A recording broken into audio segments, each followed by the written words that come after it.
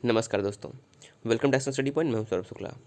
देखिए, इस वीडियो में हम यूपी पीसीएल कार्यकारी सहायक यानी कि एग्जीक्यूटिव असिस्टेंट के लिए सामान्य हिंदी के 50 प्रश्न करवाने वाले हैं।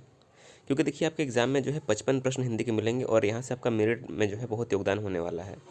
इसलिए हम आपको जो है अब रेगुलर 50 प्रश्न देने वाले हैं सामान्य हिंदी के, और ऐसे हम डिस्कशन करेंगे ताकि आपको जो है हिंदी में 100% आप जो है सही करके आएंगे। तो आइए शुरू करते हैं आज का वीडियो। हमारा पहला प्रश्न है, कनक कुधर केदार बीज सुंदर सुरमणि बर, इस पंक्ति में किस अलंकार की योजना हुई है। तो देखिए जिस शब्द में बार बार एक ही शब्द आता है, जहाँ पर वर्णों की बार बार आवृत्ति होती है, वहाँ पर हमारा क्या होता है, अनुप्रास अलंकार। तो देखिए यहाँ पर कनक कुधर केदार, जो क है, क शब्द बार बार आया है, तो जहाँ पर वर्णों की आवृत्ति होती है, शब्दों की आवृत्ति होती है, वहाँ पर हमारा होता है अनुप्रास अलंकार। तो ऑप्शन नंबर बी क्या हो जाएगा, करेक्ट आंसर हो जाएगा। जैसे कि अगर इसका अन्य उदाहरण देखें तो कट कट ही मर कट बिकट भट्ट बहुकोटि कोटिन था वहीं। देखिए यहाँ पर ट बार बार आया है, तो ये हमारा जहाँ पर एक ही शब्द बार बार आता है तो वहाँ पर अनुप्रास अलंकार हो जाएगा। अगर हम उपमा अलंकार की बात करें तो उपमा अलंकार में क्या होता है, देखिए उपमा अलंकार मोस्ट इंपॉर्टेंट कई बार पूछा जाता है। तो इसमें जो समान गुणधर्म के आधार पर वस्तुओं में तुलना की जाती है, समान गुणधर्म के आधार पर तुलना की जाती है। आप पहचानेंगे कैसे? उपमा अलंकार को पहचानने का बहुत ही आसान तरीका है। इसमें लिखा होता है कि देखिए सा शब्द होता है कि ऐसा, उसके जैसा। देखिए इसमें शब्द आता है कि ऐसा, सा, जैसा, ज्यों, उसके समान, सदृश। जैसे कि ऐसा यह संसार है जैसा सैंबल फूल। तो जहाँ पर हम तुलना करते हैं वहाँ पर उपमा अलंकार। अगर हम यमक अलंकार की बात करें तो यमक में क्या होता है, जहाँ एक शब्द एक से अधिक बार आता है लेकिन अर्थ अलग अलग होते हैं। जैसे कि कनक कनकते सौगुनी वाला जो हमारा उदाहरण है, इसमें सही आता है। श्लेष अलंकार की बात करें तो क्या होता है, जहाँ कोई शब्द एक ही बार आता है लेकिन उसका अर्थ अलग अलग होता है, तो वहाँ पर हमारा क्या होता है, श्लेष अलंकार। तो यहाँ से आपको चारों अलंकार एकदम क्लियर हो गए होंगे। अगला प्रश्न है, कवि प्रिया किस रीतिकालीन कवि की रचना है। देखिए कवि प्रिया बहुत ही इंपॉर्टेंट, बहुत ही फेमस रचना है। तो आपको बताना है ये किसकी रचना है। तो देखिए कवि प्रिया जो हमारी है, केशव दास की बहुत ही प्रमुख रचना है। किसकी? केशव दास की बहुत ही प्रमुख रचना है। केशव दास कौन से काल के हैं, ये रीतिकालीन कवि हैं। इनकी एक अन्य रचना क्या है, देखिए रामचंद्रिका इनकी बहुत ही प्रसिद्ध रचना है। रामचंद्रिका, कवि प्रिया, रसिक प्रिया, ये तीनों केशव दास की रचनाएं हैं। इसके अलावा बिहारी की बात करें तो बिहारी भी रीतिकालीन कवि हैं और इनकी प्रमुख रचना क्या है, बिहारी सतसई। यदि हम घनानंद की बात करें तो ये भी कौन से काल के हैं, ये भी रीतिकालीन हैं। और मतीराम की बात करें तो मतीराम कौन से काल के हैं, देखिए जो मतीराम है इनका नाम आपको याद रखना है, ये भी रीतिकाल के ही हैं। तो चारों रीतिकालीन इसमें जो हमारे हैं कवि हैं। और केशवदास की रचना क्या है, कवि प्रिया। अगला प्रश्न है, जातिवाचक संज्ञा शब्द कौन सा है। जातिवाचक, देखिए जो हमारी कामायनी है ये क्या हो जाएगी, ये हमारी कामायनी जो है व्यक्तिवाचक संज्ञा है। सुशील भी व्यक्तिवाचक संज्ञा है। बचपन क्या है, बचपन हमारा भाववाचक संज्ञा, जैसे कि बचपन हो गया, बुढ़ापा, जवानी, ये सभी भाववाचक संज्ञा होती है। लेकिन जो डॉक्टर हमारा है जातिवाचक, जिस शब्द से किसी जाति का बोध होता है वो हमारी जातिवाचक होती है। जैसे कि डॉक्टर, वकील, अध्यापक, ये सब जो हमारे होते हैं जातिवाचक संज्ञा के अंतर्गत आते हैं। तो डॉक्टर जातिवाचक संज्ञा है।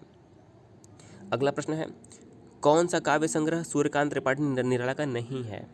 तो सूर्यकांत त्रिपाठी निराला कौन सा नहीं है, देखिए सही आंसर क्या हो जाएगा, अनामिका सूर्यकांत त्रिपाठी निराला की रचना है। परिमल भी निराला की रचना है और राग विराग भी निराला की ही रचना है। लेकिन जो पल्लव है, पल्लव उसमें किसकी है, निराला की रचना नहीं है। तो हमारा आंसर क्या हो जाएगा, ऑप्शन नंबर डी। जो पल्लव है वो सुमित्रानंदन पंत की एक बहुत ही प्रसिद्ध रचना है। अगर सुमित्रानंदन पंत की और रचना की बात करें तो युगांत, ग्राम्य, युगवाड़ी, ये जो है पंत की रचनाएं हैं। इसके अलावा सूर्यकांत त्रिपाठी निराला की बात करें तो ये कौन से युग के कवि हैं, ये छायावादी युग के कवि हैं। तो इनका भी नाम आपको याद रखना है। अगला प्रश्न, निम्नलिखित में से कौन सा शब्द संज्ञा है, बताना है कि कौन सा संज्ञा है। तो देखिए हमारा इसमें सही आंसर क्या हो जाएगा, संज्ञा में बताना है। तो जो हमारा इसमें क्रोध है, ऑप्शन नंबर बी क्रोध है, वो हमारा संज्ञा है। देखिए क्रोध हमारे कौन संज्ञा है, तो क्रोध हमारी हो जाएगी भाववाचक संज्ञा। कौन सी, भाववाचक। देखिए क्रोध हो गया, हंसी हो गया, बुढ़ापा, जवानी, युवावस्था, ये सब जो होता है हमारे भाववाचक संज्ञा के अंतर्गत आते हैं, जिसको हम छू नहीं सकते हैं, केवल महसूस कर सकते हैं, वो हमारे भाववाचक संज्ञा होते हैं। अगला प्रश्न है, कौन सा शब्द हमेशा बहुवचन में प्रयुक्त होता है, शिशु, भक्ति, प्राण या ग्रंथ। तो सही आंसर क्या हो जाएगा, ऑप्शन नंबर सी, जो प्राण है हमेशा बहुवचन में ही प्रयोग किया जाता है। तो ऑप्शन नंबर सी करेक्ट हो जाएगा। अगला प्रश्न है, पट पीत मानहु तड़ित रुचि सुचि नौमि जनक सुतावरम, इस पंक्ति में किस अलंकार की योजना की गई है। तो सही आंसर क्या हो जाएगा, देखिए इसमें हमारा हो जाएगा रूपक अलंकार। क्या हो जाएगा, रूपक अलंकार। देखिए जहाँ पर आपको ऐसा देखिए पट पीत यानी कि पट रूपी प्रीत, पट रूपी पीत यानी कि जहाँ पर ये हमारा लाइन आता है, ये हमारा रूपी आ जाता है, यानी कि पट रूपी पीत जो हमारा है, तो यहाँ पर रूपक अलंकार, ऑप्शन नंबर सी करेक्ट हो जाएगा। अगला प्रश्न है, स का उच्चारण स्थान क्या है? देखिए बहुत इंपॉर्टेंट प्रश्न है। जो हमारा श है इसका उच्चारण स्थान क्या होता है? तो श का उच्चारण स्थान जो हमारा होता है वो तालु होता है। इसके अलावा हम बात करें तो हमारा जो च वर्ग यानी कि च, छ, ज और झ, ये सभी इनका उच्चारण स्थान च, छ, ज, झ और इसके साथ ही स, इन सभी का जो उच्चारण स्थान होता है वो हमारा तालु है। इसके अलावा अगर हम मूर्धा की बात करें तो मूर्धा कौन कौन से होते हैं? जो हमारा पूरा ट वर्ग है, यानी कि ट वर्ग में क्या क्या आ जाएगा? ट, ठ, ड, ढ। दंत की बात करें तो कौन सी हो जाएगा? देखिए दंत में हमारा त वर्ग आता है। देखिए दंत यानी कि जिसमें हम दांत का प्रयोग करते हैं, त, थ, द, ध, न। जब हम ये बोलते हैं तो हमारा दांत जो जीभ होता है दांत से स्पर्श करता है। इसके अलावा ओष्ठ की बात करें तो जो हमारा प वर्ग होता है वो हमारा ओष्ठ होता है, यानी कि जब हम प, फ, ब, भ बोलते हैं तो हमारे दोनों होंठ स्पर्श करते हैं, तो हमारा ये प वर्ग होता है। तो आपको चारों देखिए, मूर्धा में ट वर्ग, दंत में त वर्ग, ओष्ठ में प वर्ग और तालु में क्या हो जाएगा? च वर्ग के साथ ही स भी जो हमारा है यह तालु वाले व्यंजन हमारे होते हैं। अगला प्रश्न है, निम्नलिखित में कौन ऊष्म वर्ण नहीं है? तो बताना है कौन सा ऊष्म वर्ण नहीं है। देखिए जो हमारे स, ख, सह होता है, देखिए ऊष्म में क्या होता है? स, ख, ये वाला स, ख, स और ह, तो ये हमारे क्या होते हैं? चारों ये हमारे ऊष्म व्यंजन होते हैं। क्या होते हैं? ऊष्म। तो देखिए स, ख, स हमारे ऊष्म व्यंजन हो गए, लेकिन जो हमारा र है यह ऊष्म व्यंजन नहीं है। तो हमारा से क्या हो जाएगा? र जो हमारा है ऊष्म वर्ण नहीं है। र क्या है? र को हम दंत मूल कहते हैं। क्या कहते हैं? र को हम दंत मूल कहते हैं। तो ये भी पॉइंट इंपॉर्टेंट है, याद रखना है आपको। अगला प्रश्न है, किस वाक्य में वचन का सही प्रयोग हुआ है? किस वाक्य में वचन का सही प्रयोग हुआ? देखिए मेरी होश उड़ गई बिल्कुल गलत है, हमारे होश उड़ गई ये भी गलत है, मैं होश उड़ गई ये भी गलत है, लेकिन मेरे होश उड़ गए बिल्कुल सही है। वचन के हिसाब से मेरे होश उड़ गए, ऑप्शन नंबर डी करेक्ट हो जाएगा। अगला प्रश्न है, महीप का सही संधि विच्छेद क्या होगा? देखिए अगर हम महीप का संधि विच्छेद करेंगे तो मही प्लस ईप होगा। क्या होगा? मही प्लस ईप। तो देखिए जहाँ पर ई के बाद ई हो जाए, यानी कि हम क्या ई दिया है तो ये हमारा क्या हो जाएगा? बड़ी ई हो जाएगा, महीप। तो हमारा क्या हो जाएगा? ये सही क्या हो जाएगा? Option number D Mahip. इसमें हमारी कौन सी संधि हो जाएगी? तो दीर्घ संधि, क्योंकि जो हमारा ई था, देखिए ई के बाद छोटी ई आए या ई के बाद बड़ी ई आए तो हमारा क्या हो जाता है? बड़ी ई ही हो जाता है। जैसे कि ई के बाद अगर हमारा बड़ी ई आता है या ई के बाद छोटी ई आता है तो हमारा जो अगर हम विच्छेद करते हैं तो हमारा बड़ी ही बनेगा। तो महीप में क्या हो जाएगा? दीर्घ संधि। अगर इसी तरह हम और उदाहरण देखें तो देखिए महींद्र, ऐसे अगर उदाहरण देखें तो महींद्र क्या हो जाएगा? मही प्लस इंद्र। तो देखिए इसमें भी क्या हो जाएगा? मही प्लस इंद्र, ये इसमें हमारा क्या हो जाएगा? दीर्घ संधि। तो आपको याद रखना है। अगला प्रश्न है, गगनचुंबी किस प्रकार का समास है? बहुत इंपॉर्टेंट है, समास से प्रश्न पूछे जाते हैं एग्जाम में। तो गगनचुंबी कौन से प्रकार का समास है? अगर हम इसका विग्रह करेंगे तो क्या आएगा? गगन को चूमने वाला। गगनचुंबी क्या आएगा? गगन को चूमने वाला, गगन को चूमने वाला। तो देखिए को किस में आता है? कारक। को किसका कारक होता है? कर्ता ने कर्म को। तो जो होता है को हमारा एक कर्म कारक होता है, और जितने भी कर्ता कर्म करण आते हैं ये सभी हमारे तत्पुरुष होते हैं। तो हमारा सही आंसर क्या हो जाएगा? कर्म तत्पुरुष। ऑप्शन नंबर सी तत्पुरुष होगा, और तत्पुरुष में हमारा ये कर्म तत्पुरुष सही आंसर हो जाएगा। तो गगन को चूमने वाला। आपको जैसे कि कोई भी दिया है समास तो इसका विग्रह करके आपको आंसर पता करना होगा। अगर हम अन्य ऑप्शन की बात करें तो अव्ययीभाव समास में क्या होता है? पहला पद हमारा अव्यय होता है, जैसे कि प्रतिदिन। जैसे कि प्रतिदिन में हमारा प्रति क्या है? प्रति हमारा अव्यय है, पहला पद अव्यय होता है। बहुब्रीहि में क्या होता है? ना ही पहला पद प्रधान होता है ना ही दूसरा, इसमें कोई तीसरा पद प्रधान होता है। जैसे कि नीलकंठ, नीला है कंठ जिसका, दशानन, दस है सिर जिसके अर्थात रावण। और द्वंद्व में क्या होता है? देखिए इसमें जैसे कि द्वंद्व होता है, जैसे कि बड़ा छोटा, बड़ा और छोटा, इसमें और का लोप होता है। ऊंच और नीच, ऊंच और नीच। तो इस प्रकार से आपको द्वंद्व समास का आंसर आपको देना है। अगला प्रश्न है, ईद का चांद होना मुहावरे का सही अर्थ क्या है? तो ईद का चांद होना का अर्थ था कि बहुत दिनों बाद दिखना, कभी कभी दिखना। तो ऑप्शन नंबर ए कभी कभी दिखना करेक्ट आंसर हो जाएगा। अगला प्रश्न है, इहलोक का विपरीतार्थ क्या होगा? यानी कि हमें बताना है इहलोक का विलोम क्या होगा। तो इहलोक का विलोम होता है परलोक। क्या होता है? इहलोक का ऑप्शन नंबर बी परलोक करेक्ट आंसर हो जाएगा। अगला प्रश्न है, निम्नलिखित में से कौन सा शब्द वर्तनी के आधार पर शुद्ध है? हमें बताना है कि वर्तनी के आधार पर कौन सा शुद्ध है। देखिए ईसाई क्या सही लिखा हुआ है? ईसाई गलत लिखा हुआ है। ईसाई हमारा सही क्या होता है? ईसाई हमारा सही इस प्रकार लिखा जाएगा, तो ईसाई गलत है। अगर ऊंचाई की बात करें तो ऊंचाई भी गलत लिखा है, क्योंकि ऊंचाई हमारा बड़ी ऊ की मात्रा होता है, ऐसे लिखा जाता है ऊंचाई। तो हमारा ऊंचाई ये सही हो जाएगा। इसके अलावा अगर हम अनुयायी की बात करें तो ये भी गलत लिखा है। अनुयायी कैसे सही लिखते हैं? अनु या अनुयायी ऐसे लिखा जाता है, तो हमारा अनुयायी ऐसे हो जाएगा। इसके अलावा अगर हम अनिष्ट की बात करें तो अनिष्ट बिल्कुल सही लिखा है, तो ऑप्शन नंबर डी जो है अनिष्ट वर्तनी के हिसाब से एकदम करेक्ट आंसर हो जाएगा। अगला प्रश्न है, उत्पत्ति के आधार पर कौन सा शब्द का भेद नहीं है? तो यहाँ पर याद रखना है आपको, उत्पत्ति के आधार पर शब्दों के 4 भेद होते हैं। पहला हमारा होता है तत्सम, देखिए याद रखना है आपको, तत्सम पहला। दूसरा तद्भव होता है। तीसरा होता है देशज। और चौथा क्या होता है? चौथा होता है विदेशज। तो उत्पत्ति के आधार पर 4 हमारे शब्द होते हैं। तत्सम क्या होता है? जो संस्कृत स्वयं संस्कृत से उत्पन्न होता है, हमारा तत्सम होता है। तद्भव मतलब जो संस्कृत से निकल के जो हमारा यानी कि कुछ त्रुटि के साथ हम प्रयोग करते हैं, हमारा तद्भव होता है, जो संस्कृत से उत्पन्न होता है। शुद्ध संस्कृत हमारा तत्सम, संस्कृत से उत्पन्न तद्भव। जो देश में हम प्रयुक्त करते हैं देशज भाषा, और जो विदेश से हम शब्द लेते हैं वो हमारे विदेशज होते हैं। तो उत्पत्ति के आधार पर ये 4 होते हैं, लेकिन जो हमारा यौगिक शब्द है यह उत्पत्ति के आधार पर कोई भेद नहीं है।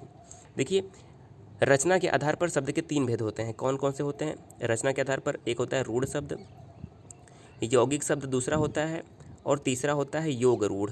तो रचना के आधार पर 3 होते हैं, यौगिक शब्द, रूढ़ शब्द और योग रूढ़। रूढ़ वे होते हैं जिनको हम तोड़ नहीं सकते हैं। यौगिक वो होते हैं जिन 2 शब्दों के संयोग से हमारा बनता है यौगिक शब्द। और योग रूढ़ क्या होता है? ये शब्द होते तो यौगिक हैं लेकिन रूढ़ हो जाते हैं। तो ये हमारे रचना के आधार पर हमारे 3 होते हैं इनके भेद। अगला प्रश्न है, कन्नौजी हिंदी की किस उपभाषा की बोली है? देखिए, मोस्ट इंपॉर्टेंट क्वेश्चन है, कल के वीडियो में भी ऐसे क्वेश्चन आया था। जो कन्नौजी हिंदी हमारी है यह पश्चिमी हिंदी के अंतर्गत आती है।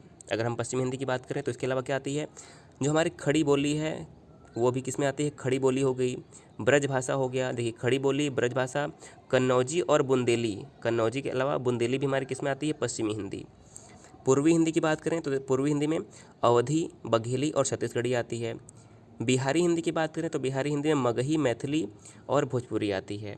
और पहाड़ी हिंदी की बात करें तो कुमायूनी और गढ़वाली हमारी पहाड़ी हिंदी के अंतर्गत आती है। तो यहाँ से आपको चारों एकदम क्लियर रखने हैं। अगला प्रश्न है, श्री गुरु चरण सरोज रज, निज मन मुकुर सुधारी, बरनहु रघुवर विमल जसु, जो दायक फलचार। उपरोक्त पंक्तियों में कौन सा छंद का प्रकार है? तो देखिए, आपको पता होगा यह हनुमान चालीसा का पहला ही दोहा है। तो ये क्या है हमारा? ये दोहा है। क्या है? दोहा। दोहे की पहचान क्या होती है? दोहा हमारे अर्धसमात्रिक छंद होते हैं। इसके पहले में और तीसरे में 13 मात्राएं, और दूसरे और चौथे में 11 मात्राएं होती हैं, आपको याद रखना है। और सोठा दोहे का उल्टा होता है। सोठे में क्या होता है? पहले और चौथे में 11, दूसरे और देखिए, पहले और तीसरे में 11, दूसरे चौथे में 13 मात्राएं सोठे में होती हैं। तो दोनों याद रखना है। अगला है, नील सरोरुह श्याम, तरुण अरुण वारिज नयन, करहु सुमम ऊर्धाम, सदा क्षीर सागर शयन। इसमें कौन सा छंद प्रयोग हुआ है? तो इसमें सोठा छंद का प्रयोग हुआ है। दोस्तों, मैंने अभी आपको बताया सोठा दोहे का उल्टा होता है। सोठा के पहले और तीसरे में 11 मात्राएं, और दूसरे और चौथे में 13 मात्राएं होती हैं। इतना आपको याद रखना है। अगला प्रश्न है, एक म्यान में 2 तलवार मुहावरे का क्या अर्थ होता है? तो सही आंसर क्या हो जाएगा? एक ही स्थान पर 2 समान अधिकारी नहीं रह सकते। बिल्कुल सही हो जाएगा ऑप्शन नंबर बी। अगला प्रश्न है, तमस किसकी रचना है? तो तमस जो है भीष्म साहनी की बहुत ही प्रसिद्ध रचना है। तो आपको नाम याद रखना है, तमस किसकी रचना है? ऑप्शन नंबर ए करेक्ट हो जाएगा, भीष्म साहनी की प्रसिद्ध रचना है। अगला प्रश्न है, बाबा बटेश्वर नाथ के रचनाकार कौन है? बाबा बटेश्वर नाथ जो रचना है यह नागार्जुन की बहुत ही प्रसिद्ध रचना है। एग्जाम में कई बार पूछा गया है, नागार्जुन की रचना है। अगला प्रश्न है, कुरु कुरु स्वाहा के रचयिता कौन है? तो कुरु कुरु स्वाहा जो है यह मनोहर श्याम ज्योतिषी की रचना है। तो ऑप्शन नंबर सी करेक्ट हो जाएगा। अगला प्रश्न है, नित नव लीला ललित ठानी गोलोक अजिर में, रमत राधिका रंग रास रंग रुचिर में। इसमें बताना है कौन सा छंद प्रयोग हुआ है। तो जो हमारा ये है इसमें हमारा बरवय छंद प्रयोग हुआ। क्या हुआ है? बरवय छंद इसमें प्रयोग किया गया है। अगर हम बरवय छंद की बात करें तो देखिए, पहले में 12 और चौथे में 12 मात्राएं होती हैं, दूसरे में 7 मात्राएं और चौथे में भी 7 मात्राएं होती हैं। तो यह इसका हमारा इस हिसाब से मात्रा याद रखना है आपको। अगला प्रश्न है, रहीमन मोहिन सुहाय, अमीय पियावत मान, बिंदु विरन वरण विषदेय बुलाय, मान सहित मारिबो भला। इसमें कौन सा हमारा छंद का प्रयोग है? तो इसमें देखिए, हमारा सोठे का प्रयोग हुआ है, और सोठा के बारे में मैंने अभी आपको बता दिया। सोठा दोहे का उल्टा होता है। अगला प्रश्न है, किस वाक्य में विशेषण संबंधी अशुद्धि नहीं है? ऑप्शन नंबर ए, वहाँ ज्वर की सर्वोत्कृष्ट चिकित्सा होती है। एकदम हमारा अशुद्धि नहीं है विशेषण के हिसाब से। अगला प्रश्न है, चीफ की दावत किसकी कृति है? तो चीफ की दावत जो है भीष्म साहनी की कृति है। इसके अलावा भीष्म साहनी की एक प्रसिद्ध रचना क्या थी? तमस भी जो थी भीष्म साहनी की प्रसिद्ध रचना थी। अगला प्रश्न है, जिस शब्द की विशेषता बताई जाती है उसे क्या कहते हैं? देखिए जो विशेषता बताता है उसे हम विशेषण कहते हैं, यानी कि जो विशेषता बताता है उसे हम विशेषण कहते हैं, और जिसकी विशेषता बताई जाती है उसे विशेष कहा जाता है। तो ऑप्शन नंबर ए, जिसकी विशेषता बताई जाती है उसे विशेष कहते हैं, ऑप्शन नंबर ए करेक्ट हो जाएगा। अगला प्रश्न है, माथा ठनकना मुहावरे का सही अर्थ क्या है? तो माथा ठनकना इस मुहावरे का जो सही अर्थ है संदेह होना, यानी किसी बात का शक हो जाना, यानी कि माथा ठनकना, ऑप्शन नंबर डी करेक्ट हो जाएगा। अगला प्रश्न है, गुरु के समीप रहने वाले विद्यार्थी को क्या कहते हैं? तो जो गुरु के समीप रहता है विद्यार्थी उसे हम कहते हैं अंतेवासी। करेक्ट आंसर क्या हो जाएगा? अंतेवासी करेक्ट आंसर हो जाएगा, जो गुरु के समीप रहता है। तो ऑप्शन नंबर ए करेक्ट हो जाएगा, अंतेवासी। अगला प्रश्न है, जिसके पास कुछ न हो उसे क्या कहते हैं? देखिए अन्य शब्दों के लिए एक शब्द वाला प्रश्न है। जिसके पास कुछ न हो उसे हम अकिंचन कहते हैं, जिसके पास कुछ भी न हो उसे अकिंचन कहते हैं, ऑप्शन नंबर बी करेक्ट हो जाएगा। अगला प्रश्न है, जो सब कुछ जानता हो उसके लिए क्या शब्द प्रयोग होगा? तो जो सब कुछ जानता है उसे हम सर्वज्ञ कहते हैं, जो कम जानता है उसे अल्पज्ञ कहते हैं, विशेषज्ञ जो बहुत अच्छे जानता है उसे विशेषज्ञ कहते हैं। तो ये भी प्रश्न आपको याद रखना है। अगला प्रश्न है, जिसका ज्ञान इंद्रियों द्वारा न हो सके उसे क्या कहते हैं? तो जिसका ज्ञान इंद्रियों द्वारा न हो सके उसे हम अगोचर कहते हैं। तो ऑप्शन नंबर डी अगोचर बिल्कुल करेक्ट आंसर हो जाएगा। अगला प्रश्न है, जो बीत चुका है, देखिए बहुत ही आसान, जो बीत चुका है उसे हम अतीत कहते हैं, जो चल रहा है वो वर्तमान है, जो आने वाला है वो भविष्य है। तीनों क्लियर हो जाएंगे। अगला प्रश्न है, अंक का पर्यायवाची क्या है? तो अंक मतलब हमारा संख्या होता है, क्या हो जाएगा?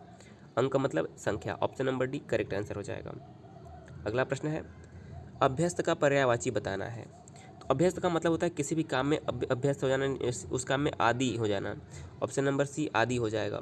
देखिए एक होता है आदि जो हमारा होता है प्रारंभ। देखिए आदि एक ऐसे होता है, इसका मतलब प्रारंभ होता है, इस आदि का मतलब होता है अभ्यस्त।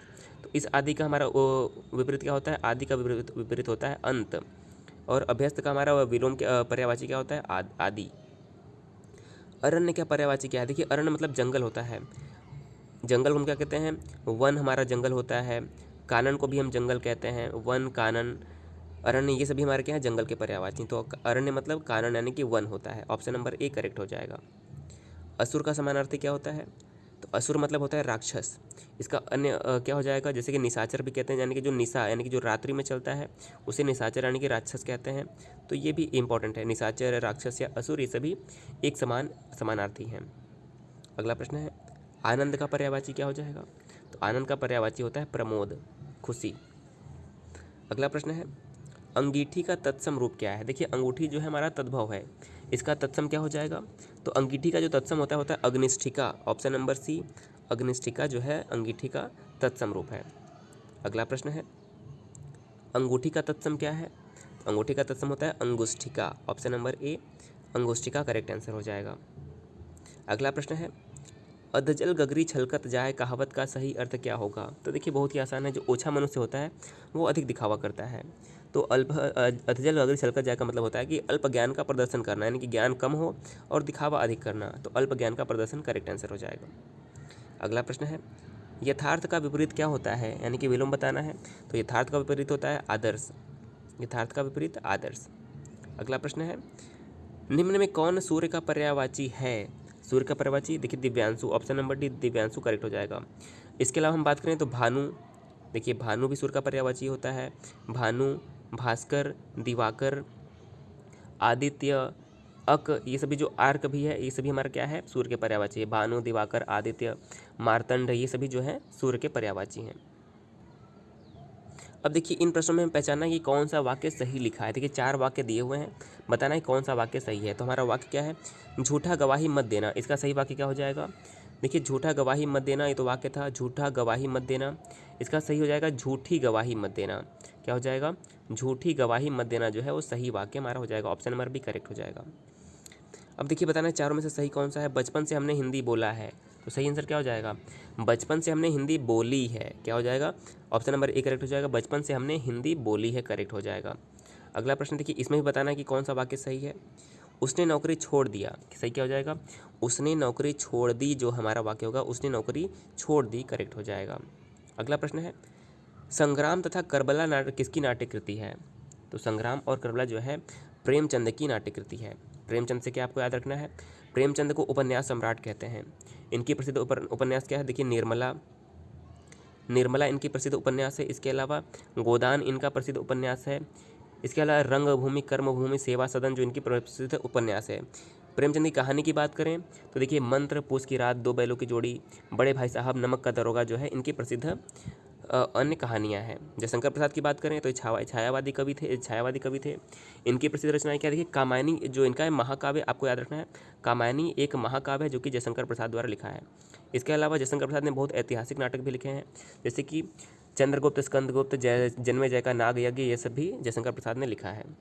अगर हम बात करें कि मोहन राकेश, तो महलों के राजहंस जो इनकी प्रसिद्ध उपन्यास है क्या है, महलों के राजहंस मोहन राकेश की प्रसिद्ध रचना है। अगला प्रश्न है नीरजा किसका काव्य संग्रह है, तो नीरजा जो है महादेवी वर्मा की कृति है। महादेवी वर्मा छायावादी कवियत्री थी।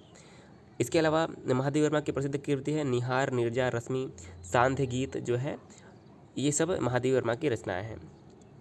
देखिए सुमित्रा नंदन पंत, महादेवी वर्मा, सूर्यकांत त्रिपाठी निराला और जयशंकर प्रसाद, ये सभी छायावादी के स्तंभ माने जाते हैं, तो इनके नाम आपको याद रखना है।